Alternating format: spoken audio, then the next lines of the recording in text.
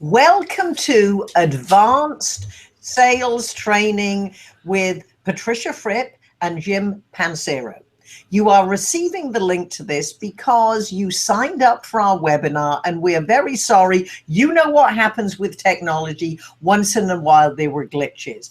And although the content was superb, the sound was not of the quality that we find acceptable for you, our loyal viewers. So let's do take two and add more detail to what you were interested in. Jim Pancero is from Dallas, Texas. He is a very good friend and colleague of mine from the National Speakers Association. Jim's proven selling philosophies and processes have just one goal: to help you increase your competitive selling advantage.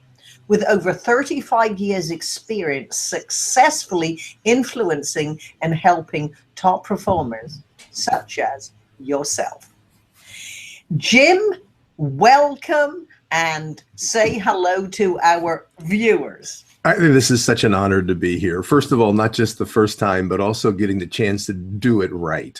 I think in selling, it's a lesson for all of us that when do you accept quality, at what level do you accept in what you do and what we do for our customers.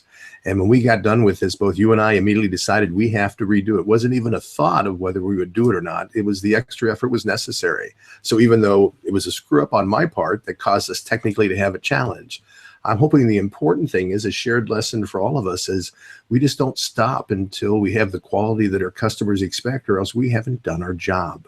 So it's an honor to be here and an honor to actually get to make it right. So thanks for having me. All right. And in the background, we have Paul, who is our moderator, and will be moving the slides. So if we talk to Paul, it is not an invisible friend. It is someone who is very important to all our webinars. So Jim, let's start out. Can you give us a snapshot of your selling career? Well, I'm an old guy. My first sales job was in 1969, in September of 1969, as I began college. I got a job selling, and I sold all through college and graduate school. And my reasoning was, when I got to college, I was rather shocked to see that my business administration and marketing double major that I was planning to pursue had absolutely zero sales classes in it. We had classes on how to manage. We had no classes on how to sell. It wasn't done back then. And I knew I wanted to work for a large corporation, so I thought I better do something here to make a difference. So I decided to get a job selling and sold all through college, full-time through college and graduate school, just a variety of things. And what was critical about it was I had no idea what I was doing. I was incompetent. I was random. I was wandering around lost in the woods. I remember going to one customer and say, "You don't want to buy any of this garbage, do you?" And he goes, "No," and laughs and slams the door in my face. And I thought, well, that didn't work. Let's try something else. It was purely random. What changed my life was I met a mentor, one of our peers, in 1974 that changed my life because he was a professional sales trainer and a professional speaker and self-esteem consultant. And he showed me that selling was a structure, was a science, and was replicable. And when I started applying just the fundamental concepts that he was teaching, my career took off.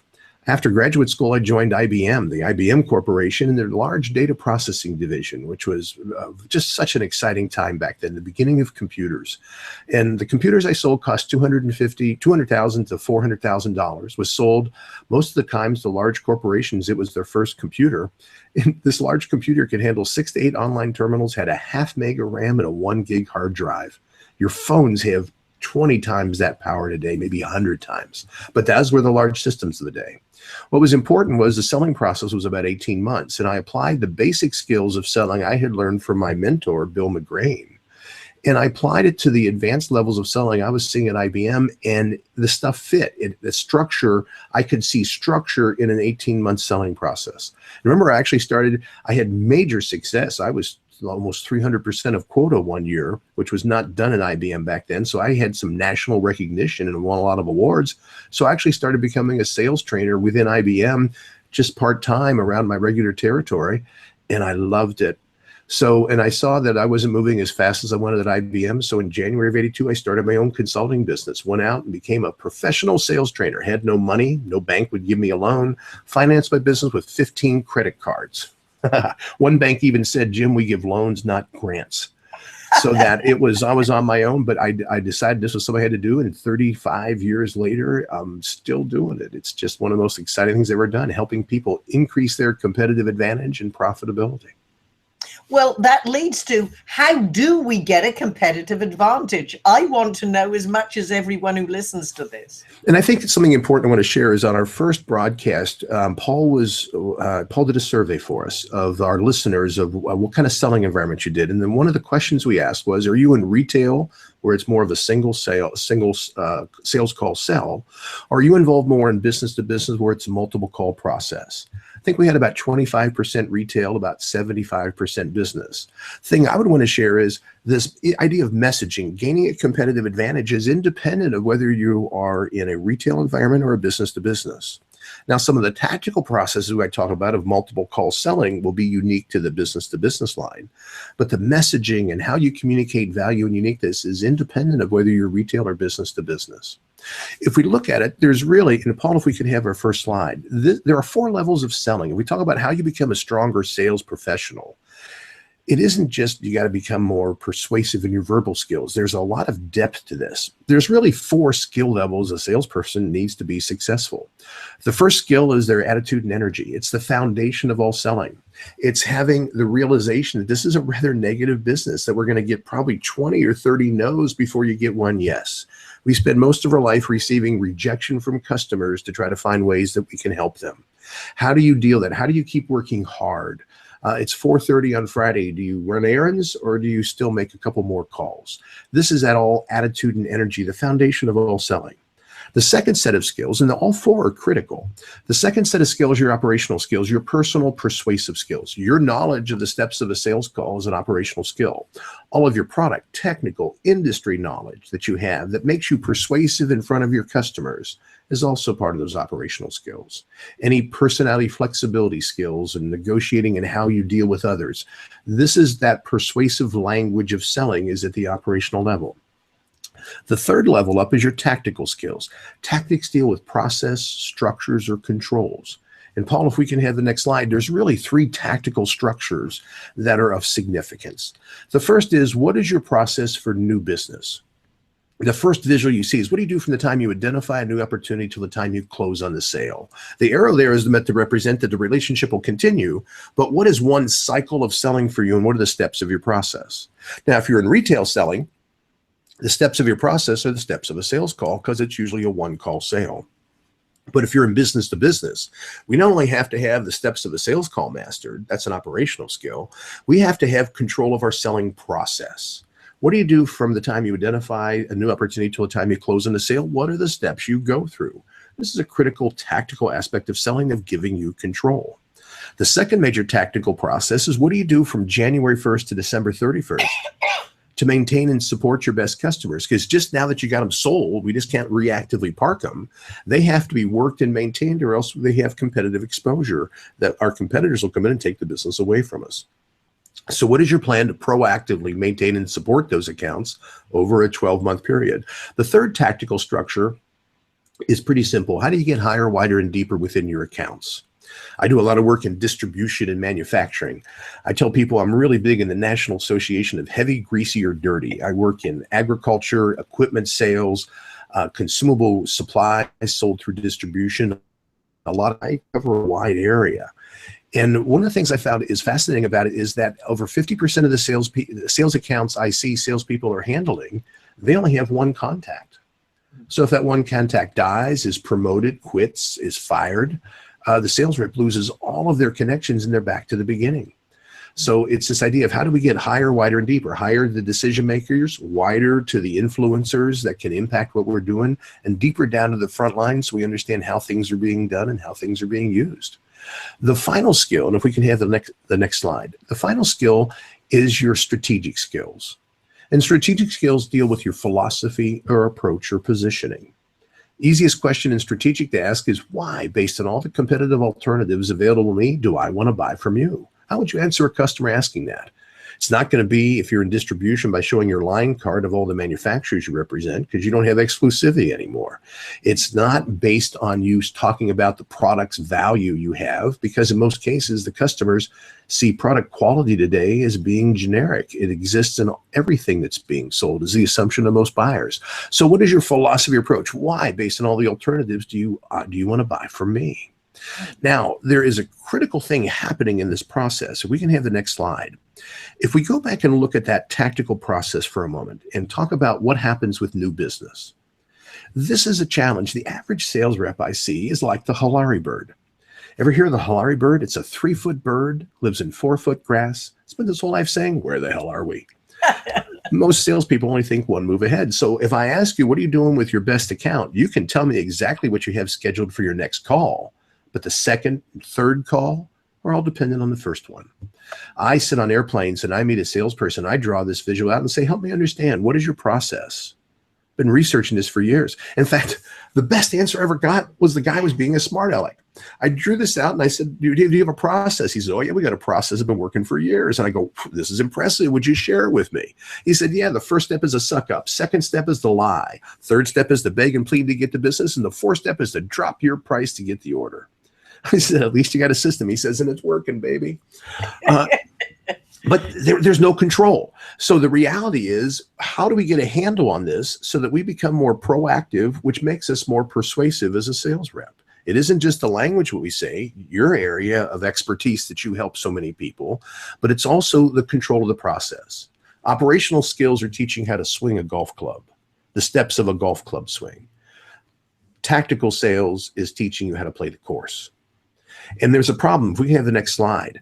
In the middle of this process, for most salespeople, there is a significant event that occurs, and that's the first time you give your customer any kind of significant proposal or price quote. And the reason this is so significant in a business-to-business selling process, where there's multiple calls involved, is, if we look at the next slide, you lose all your power once you give your proposal. Look at the reality. If you're working with a customer and you're trying to sell them your products or services and you haven't given your proposal yet, they'll likely let you do additional research. So if you ask to talk to some of their operators or some of their users or some of their frontline people, they'd probably say yes. But after you give your proposal, you've given them an exact price of what you will propose for what you're going to do. You lose all your power, because if you went back and say, can I do some more research? They say, no, we got your proposal. We'll let you know if we decide or choose you or anybody else. You lose all that power. The problem, though, is how are you tactically being effective is, when does your manager get involved in this process? Because, Paul, for the next slide, the average sales manager is only transactionally oriented. They're on the right-hand side, that blue arc, where they only get involved after a proposal is issued. So when they see a proposal hit their system, it hits their tracking system within the company, your manager comes and says, now what's it going to take to close this business? How can I help you do that? And they tend to only ask what and who questions. What are you going to close this month? Who's it going to be? What's it going to take to get that business sold? The problem is, by that point, the sales rep has lost all their power. So the managers get involved after the customer has disconnected, because they've got their quote and they're going to make their decision. So the only thing left for the manager to do is either cut price or promise extra services, which just cuts margin. If we look, the goal is become more of a selling process coach and leader for sales management, which means you get involved earlier in the process as soon as a new opportunity is identified. And you don't do the work for the sales rep. This is not being the head doer, but your job is to coach and lead your people to help them identify the steps they're going to follow to be more proactive in how they go after that business. It's gaining control of this process. In fact, I think this is how we work together so well, Patricia, and how you have helped your clients, and I as well, is because we have this blending of the skills that we focus on to help people increase their competitive edge. I see my focus is at the tactical and strategic level. How do you gain more control of your process, think and plan more moves ahead, and have stronger philosophy and positioning of your differentiation? I see where it fits and integrates into what the expertise that you are so powerful in helping is, that you help people with the verbal skills of how they present that message. Because if we have the great plans of direction and we have great positioning, what we have to say, but if I can't get the words out in the persuasive way, and I don't know how to read an audience like you teach people, I'll never survive the call. The reality is, there's no one skill more critical than the other. It's like frankly, a four-legged stool that if any one of the legs is gone, the thing will collapse. Our success in selling is based on our mastering all the skills, strong attitude and energy, all the persuasive skills that you teach, all the tactical controls I talk about, and all the strategic positioning of improving your brand and your competitive advantage. Great time for any comments or questions. Well, yes, and certainly I want to go in depth with some of what you said, but it reminds me of a situation. I was working with a company, and it takes them a year to be in a position to deliver an hour presentation to an audience that if they say yes, it's worth $20 million in the life cycle of that client. And at day 2 at luncheon, after the lunch, the national sales manager came in and said, Patricia, the sales team decided we have no idea how we managed to sell anything before we met you. And that was because I asked them the question, when you get in front of this audience, how long do you rehearse? And I expected them to say, the week before, we lock ourselves in the boardroom, we keep bringing different of our team members in as an audience, we rehearse, they shout out tough questions. And after the week, actual preparation. Transitions are seamless, we're persuasive. What they actually said was, if we do a run through in the back of Jillian's car before we walk in, we're ahead of the game, which is disgusting. So it's certainly, as you say, it's a combination. See, I listen to you about tracking the process, and I think it's a wonder I sell anything. So it really is, and this is such a perfect time because although this will be an evergreen seminar for anyone and great information at any time as we go towards a new year or a new quarter. It's always good to revisit what you are doing as far as the process, how do you engage with your clients, and then, of course, what do you do to perfect what you say when you're in front of your prospects, because you've worked so hard, especially if you're doing everything that Jim says.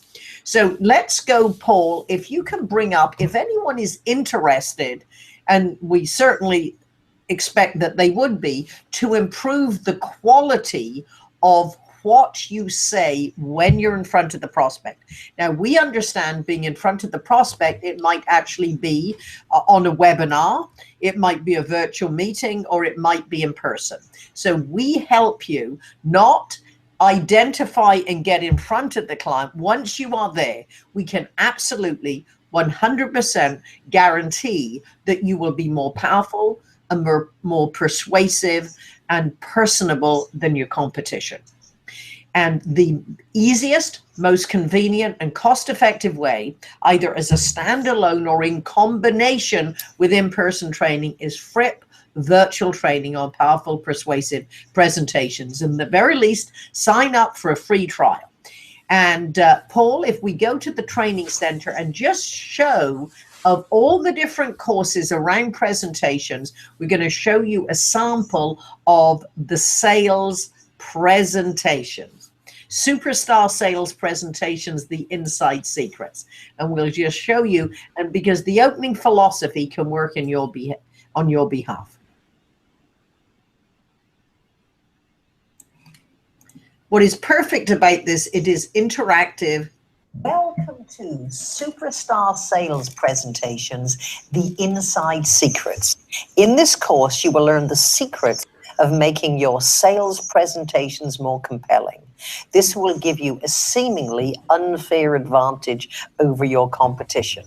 If you're ready, click the Start Training button.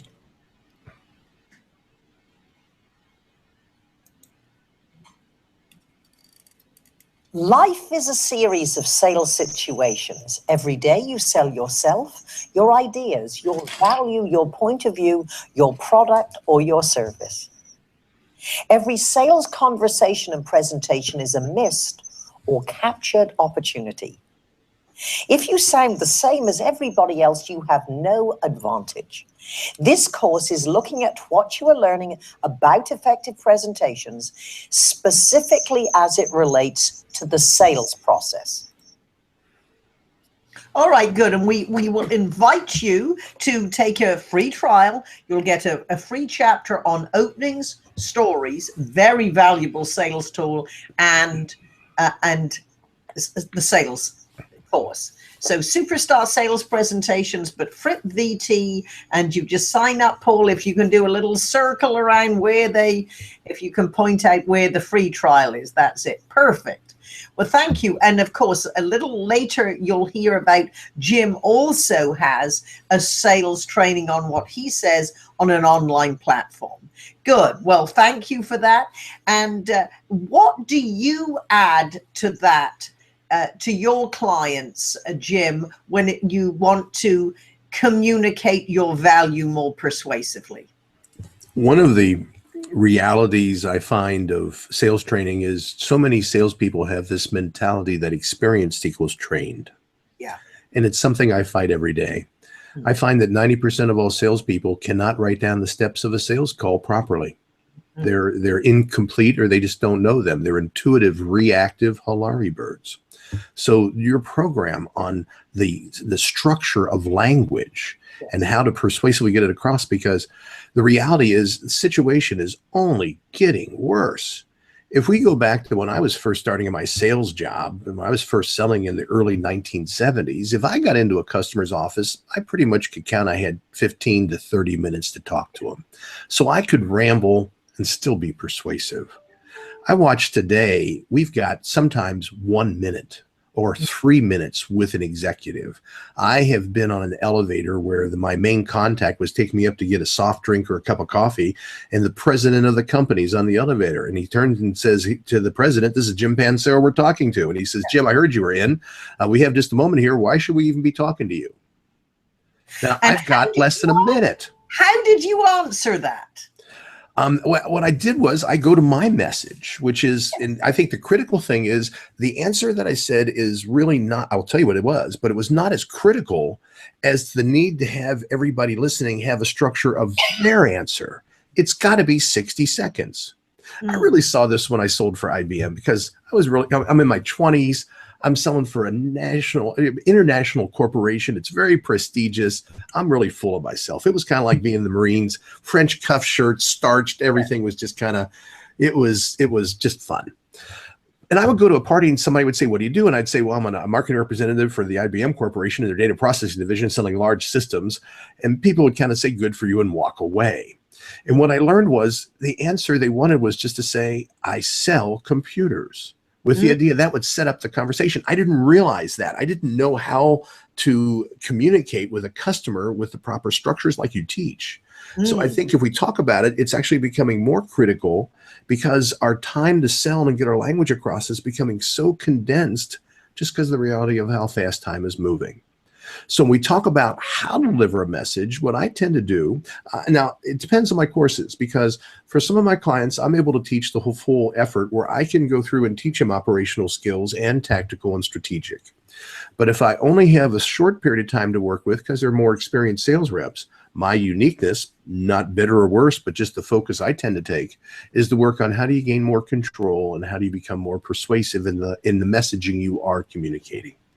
And if we look at that, it really comes back to some issues of communication that I would share. The one is salespeople are there. I guess it's the ego focus of what it takes to be successful in sales that we all have. But salespeople are so focused on themselves. I look at something as simple as feature benefit selling. A feature of this pen is the cap fits in the base. The advantage to you, it improves the shaft, improving the quality of the handwriting, as we can demonstrate here. The traditional sales presentation. The problem is we're leading with our things, with our stuff, with our products, with our service, instead of talking to the customer. I remember there was I think it was Jay Levinson out of the 1960s said, "You don't go into a hardware store to buy a drill. You go in the hardware store to buy the opportunity to make holes." Yes. The disconnect occurs when the rep in the store is trying to sell a drill. That was a famous quote that really does it. It's like, why aren't we selling benefit features? A benefit of this pen is we can improve the quality of the handwriting of your people. The way we do that, the validation of it, is the cap fits in the base. If we led with benefit features, just switching it around, we become more persuasive. It's the science of language. The second major idea is look how sales reps do all the talking. 35 years I've been writing with sales reps. One of the things about my business that made me unique was if I started working with a company to gain a competitive advantage, I would give them exclusivity in their industry. I've done that for 35 years. So because I work with John Deere and have trained over 4,000 of their dealer people, I won't work for any competitor of John Deere. And I've maintained that for 8 years. If I start working, so because of that, as soon as I get in the industry, I'm locked out of it. So it has forced me, compared to my peers, that I have to be working. I've worked 80 different industries because of that idea of competitive advantage and exclusivity. And one of the things I've done writing with so is when I start doing a new client, I have to do research because their business is so unusual. And I'll ride with a sales rep for a day. And I don't do it anymore because it got so repetitive. But for years, I carried a stopwatch with me on these calls. Now, I'm only observing the call, so I'm not participating. And I'd have a stopwatch in my pocket. I noticed what time it was when we started the call, and then I timed the call. And I would turn the stopwatch on whenever the customer would start talking and turn off when they stop. They shut up.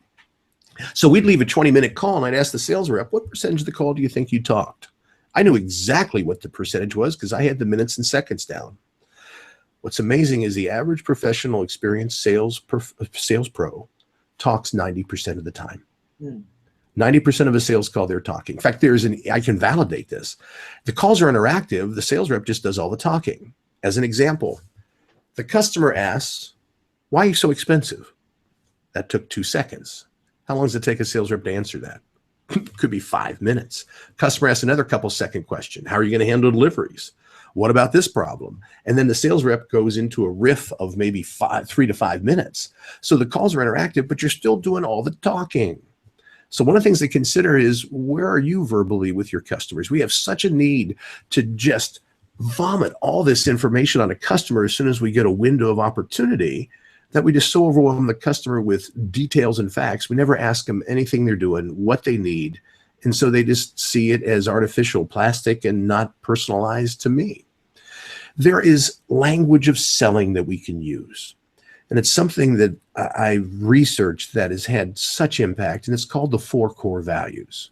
Okay. See, there's only 4 reasons why people buy. If no matter what industry our listeners are in, if you sit down and build a list, why, based on all the alternatives, does somebody want to buy from me compared to my competitive alternatives? And you build your list.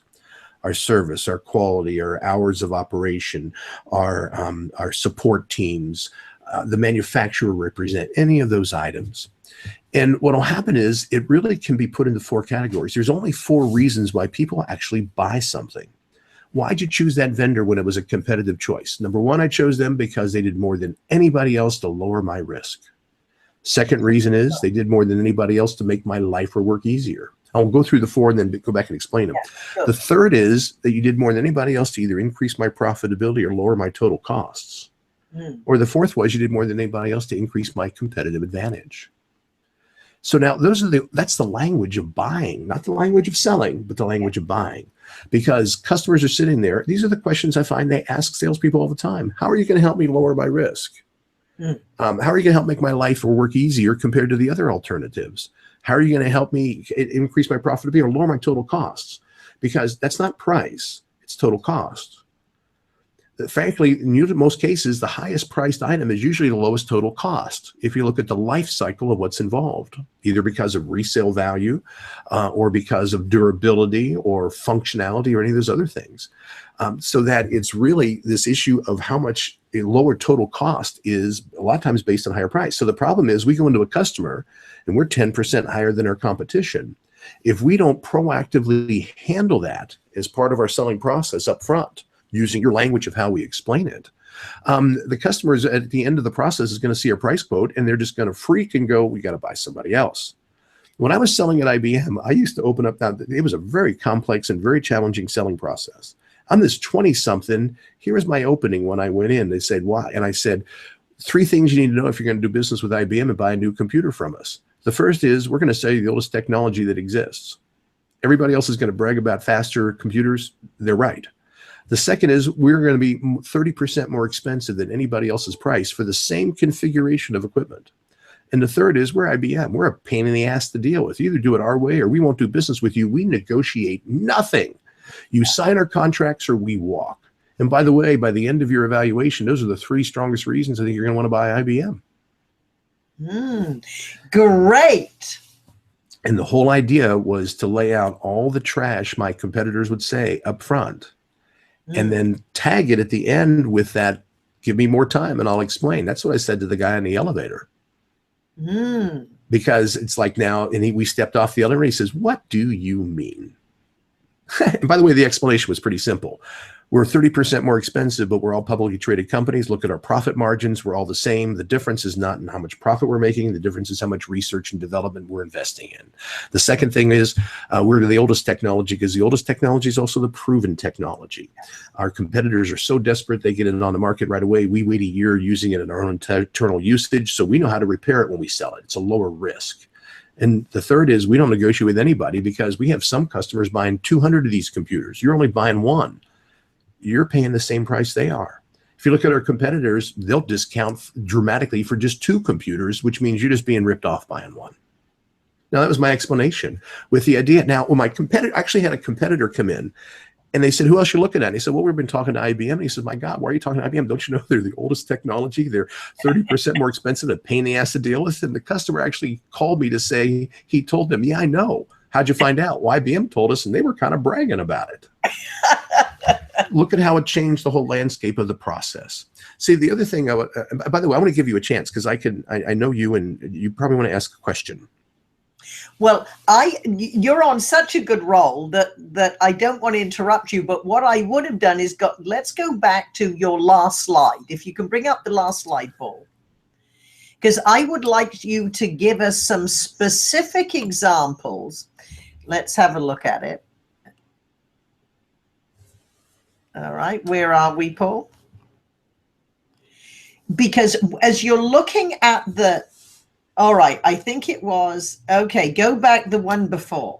Although I would like you to tell, but let's just stick here just for one moment. Because I know you also talk about, younger salespeople, the millennials come in, that makes a difference. So that's our next subject. But you have little power after the proposal. So that means when you have the power, you need to turn it to your advantage. Can you give us a couple of suggestions that we may not have thought about before we give the proposal? One of my favorite titles is to tell sales teams, we don't need firefighters, we need arsonists. I think the biggest single point is we need to initiate, not respond. One of the reasons I cover this visual that we have on the screen with salespeople, it's a major one I use, is because I like to make the point to say we just can't wait for the customer to ask in the second half of the process about our value and our uniqueness or any challenges we might have, because every company has a challenge. Compared to their competitors. We can't wait for that to happen. We have to be initiators. So one of the goals is on the first call, on the first several calls you make, how do we take it that one step further, being more proactive? So you get your first visit on site with a customer. Frankly, that to me is not good enough. Okay, you've got your first visit on site with the customer. How many other people are you going to meet? How can you take advantage to get higher, wider, and deeper? One of the things I like to do when I have a first visit with a customer is I ask them for a tour. I'll even ask them to set up ahead of time. And the reason I like tours is because the tours happen up front. I'll ask them, when we get there, do you mind walking me around a little bit and just showing me your office before we start talking so I understand your business a little better? Or your manufacturing facility, or back in your warehouse, or any of that. Just give me a tour. And the reason I like that is because that means the first 10 to 15 minutes of our sales call, they have to talk. If we didn't do the tour, they would take me into their office, sit down, and within 60 seconds, they're going to say, "Jim, tell me about your business and how can you help us?" And now it's me talking about me, and I lose power. I want to have the environment where having them talk about them. And the best way I've learned to do that is to actually ask for a tour as part of the first visit. It's setting up and trying to predict, what can I do? It's ending every sales call with a customer by getting their commitment of when you're going to follow up. I don't end a call by saying, "Well, how about if I check back with you in 3 weeks to see what you think of this?" because that's going to be a me action I have to respond to. What I want to do is ask them at the end, so when would you like me to get back to you? Now, if I only have a very specific time, I'm going to say, well, I'm going to be in your area in 3 weeks. When do you want me to get back to you?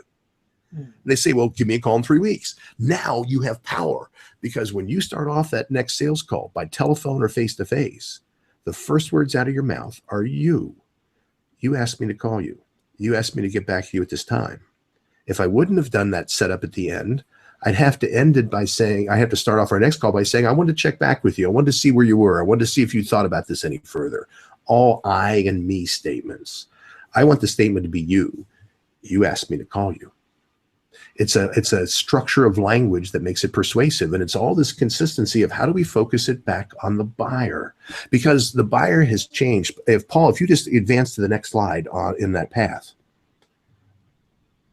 There is a change that's happening in competitive evolution that's part of our messaging and what we talk about. There's been an evolution. If we look at, this is an evolution every product or service has gone through in a competitive environment. The first level of competitive advantage is when you had the best location or proximity. If you were closest to the customer in the old days, that gave you a competitive advantage.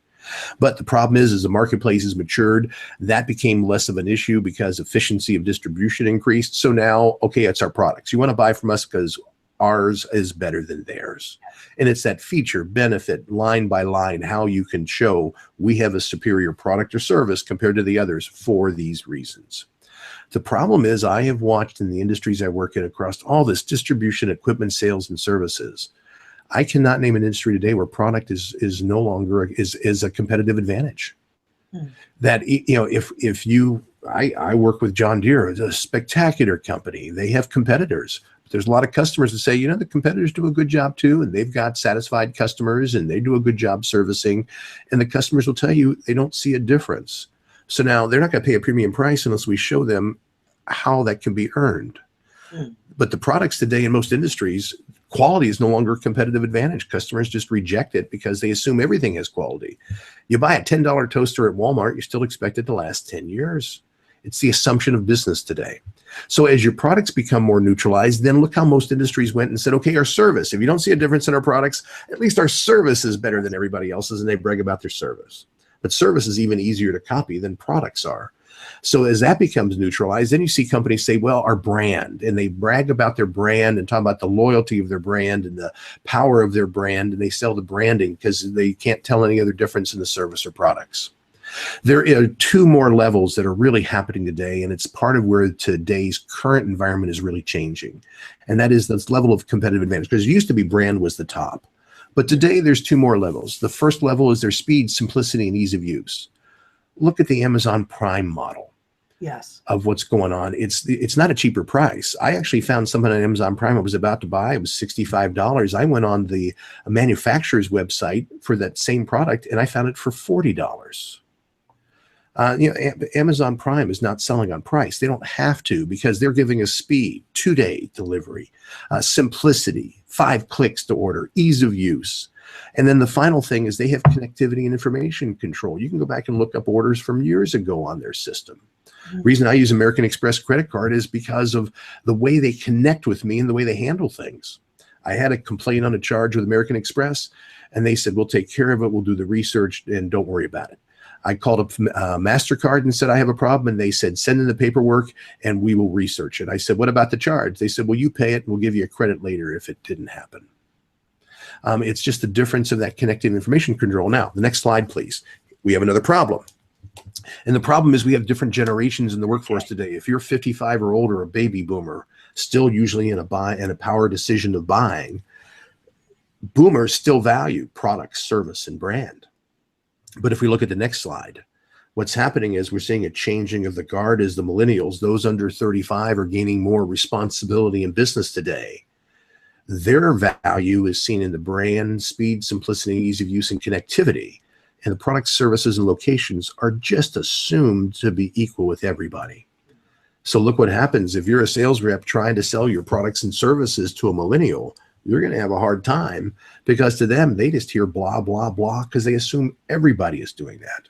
The other thing we've seen is fascinating because I'm doing a lot of work with my customers on how they're changing their buyers as this millennial to the boomer to millennial change is happening. Is very consistent. And what's interesting is baby boomers value the brand of the manufacturer. Millennials value the brand of the distributor. So my daughter, who's 35, she is much more loyal to Zappos shoes or to Amazon Prime. But the individual manufacturer within that is really secondary to her, as long as it's a named manufacturer, a named brand. But if you look at my buying as a baby boomer, I'm very brand loyal and very brand specific, because the brand is of the manufacturer that's important to me, not just the distribution source. So we're seeing a lot of these changes in the market that is really causing, as sales reps, us to have a wider range of flexibility and a stronger control of our language as we go into selling, because we got to assess where the customer is and where their bias is about this. So do we talk about our speed, simplicity, and connectivity, or do we talk about our products and our service? It's going to be different based on where the age of the customer is and what their interests are. Very good.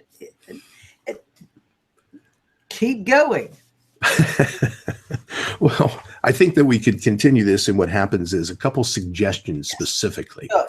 One of the things I think as a sales rep, and even ask your team to do this, is build a list on a flip chart or on a whiteboard in your office. Don't critique it, just build it.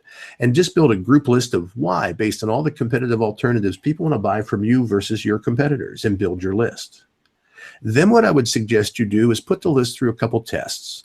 Because one of the problems when I do this list with my customers, this is a major exercise I'll take them through of helping them define their language, is we'll build this list and then we put it through some tests and they flunk all the tests.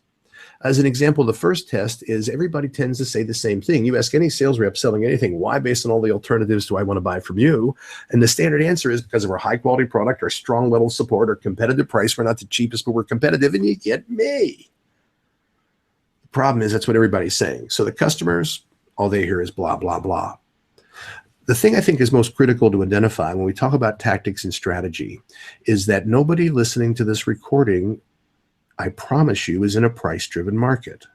There are no price-driven markets. I work in a lot of what other people refer to as commodity businesses, and every one of them, I can show you somebody that's getting a premium pricing because of what or how they're doing it. The reality is there is no marketplace in any retail or business-to-business environment that's price-driven. Now, I know our listeners, some of them are sitting there saying phrases like your mama or something else that they want to say to me, but it's a critical concept, because the reality is the driver of all buying decisions is first and foremost to the buyer, do I see a difference in value? Now, if the answer is no, I don't see any difference in value, then price becomes a major determinant.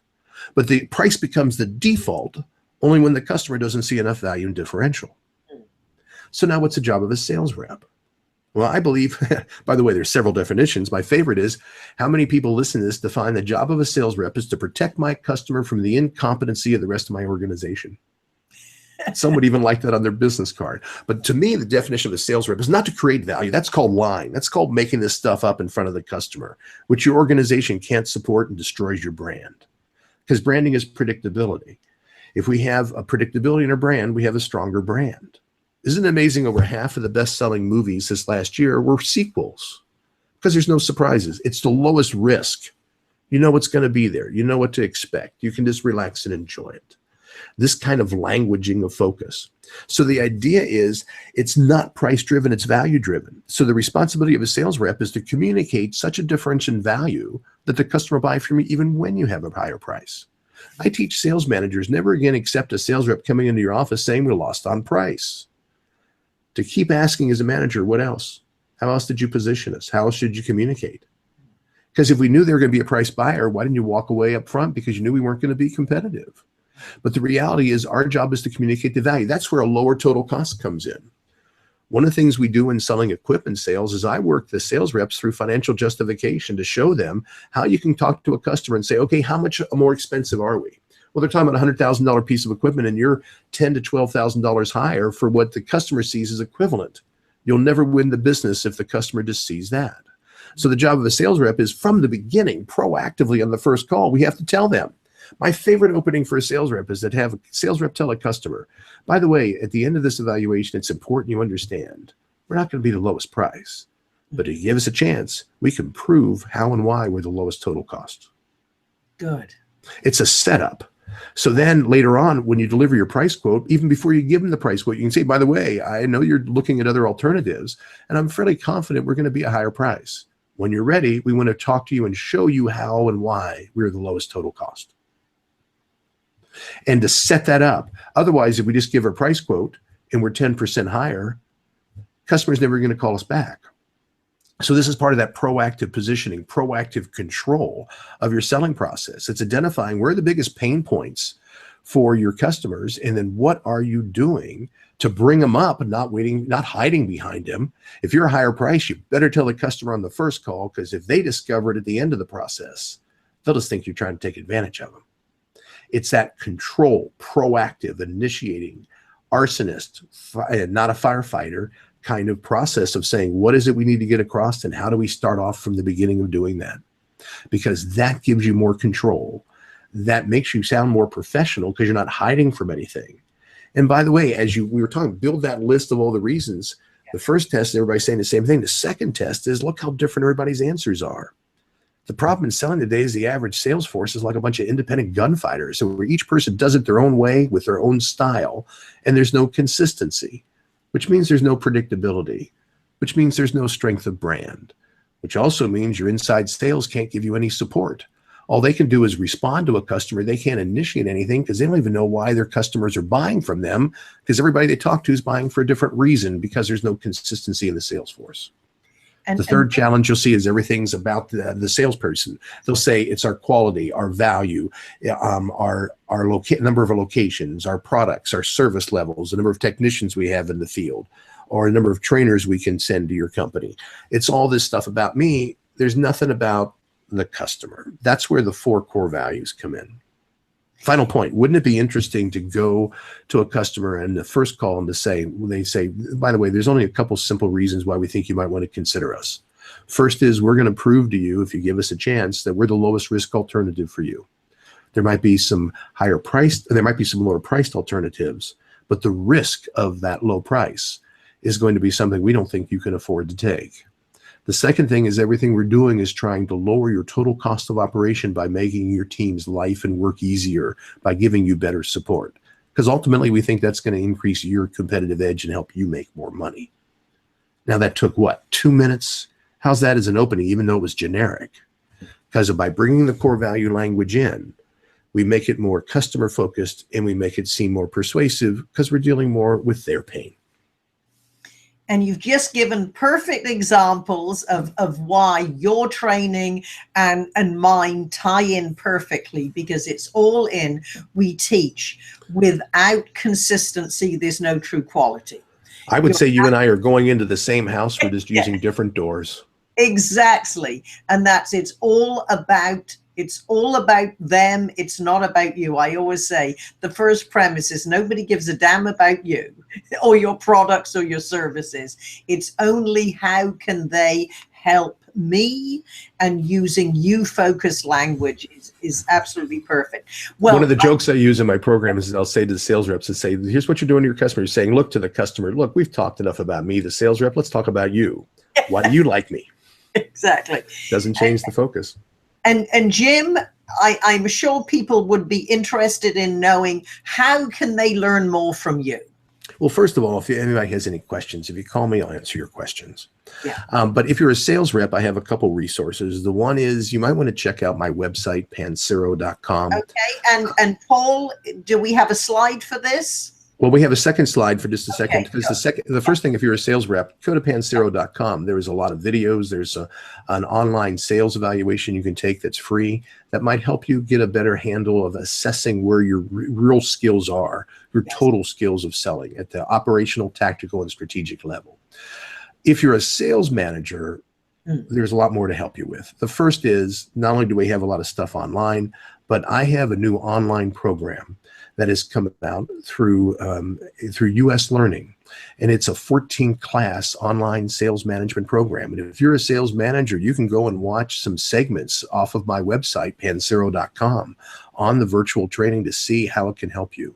Because I have focused my online training because there was so little available on sales management. And the idea of a way to differentiate myself was to talk more about how does a sales manager gain more control and leadership of their team by being more of a selling process coach and leader instead of just a transactional manager. I think the other thing that is part of this is I hope that, and I think it's, if you're a subscriber to this web link with Patricia's great interviews, she has power. She knows everybody in the industry, and they all owe her favors because of all of her success. So that all of us are just so excited to be part of any Patricia broadcast, that you keep this ongoing process. Because the reality of selling is that experience does not equal trained.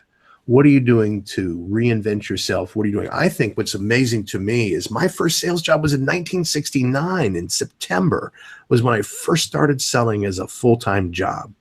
And I believe selling has changed more in the last 5 years than any time in the history of selling, at least that I've been involved in, since 1969. We're going through dramatic changes. The internet is screwing up our lives. Because it used to be the customers didn't even know who your competitors were unless the competitor was actively calling on them. Google has screwed that up. One of the things I watch is that we have seen a lot of my customers selling retail, that as much as 50% of the customers are coming in with a printout where they've already gone online, selected what models they want, expected what features they want, and what price they're going to pay. And now they're coming in just ready to buy or to confirm. And it's taking all the power away from the sales rep.